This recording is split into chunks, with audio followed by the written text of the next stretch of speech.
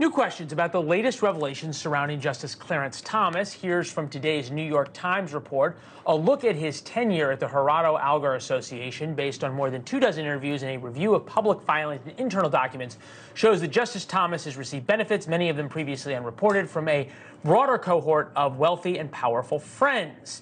Association is a nonprofit organization that has given out college scholarships in 1984 and looked to spread the message of the benefits of America's free enterprise system. Mick, I think you just have a few problems with this article.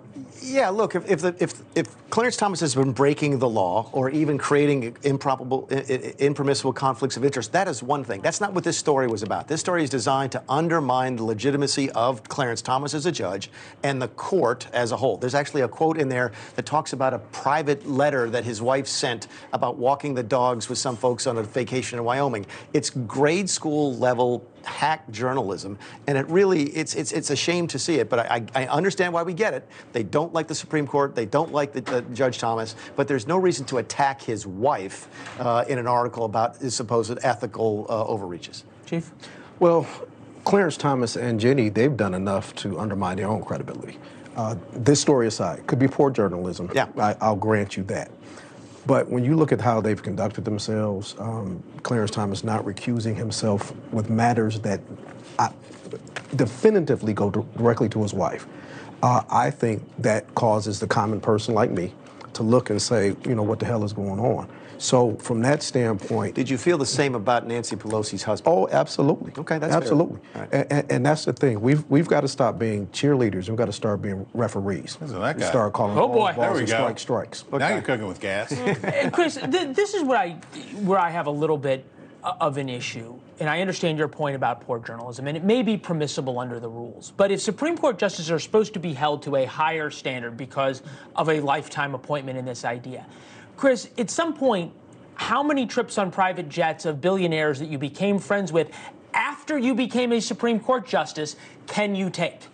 Well, I think both of my friends make excellent points. I think that Mick is very right about what the motive here is behind the coverage, right? To besmirch, to render illegitimate the judgments of this court because of the alleged improprieties of its members. I think the Chief is exactly right, though, that people deserve a Supreme Court that meets a higher standard. We talked about this with Sam Alito's fishing trip. We talked about this with prior travel from Clarence Thomas. If you're on the Supreme Court, you know that there's some things you can't do. You just can't do it, even if it's permissible. What I don't like about this, though, is the besmirching of the Horatio Alger Society. No, I'm serious. The Horatio Alger Society, I've only been to their event one time, but Denzel Washington was the host.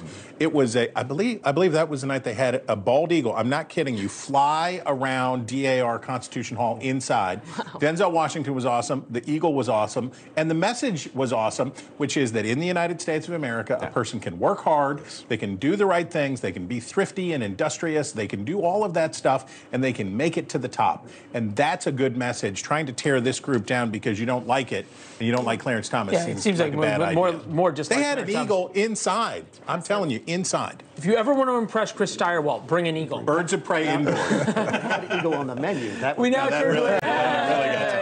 Thanks for watching. Go to newsnationnow.com to find NewsNation on your television provider. And don't forget to subscribe. Click the red button to get more of NewsNation's fact-driven, unbiased coverage.